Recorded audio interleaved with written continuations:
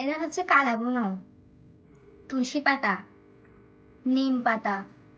মেহেন্দি পাতা, লেবু পাতা, পেয়ারা পাতা, আদা গুঁড়ি, জবা ফুলের পাতা, জবা ফুল,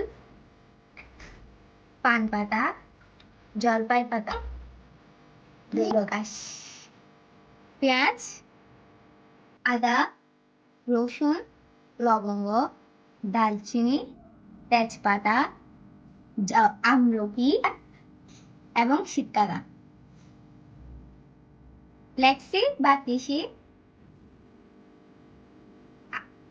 কালো জিরা এবং মুড়ি,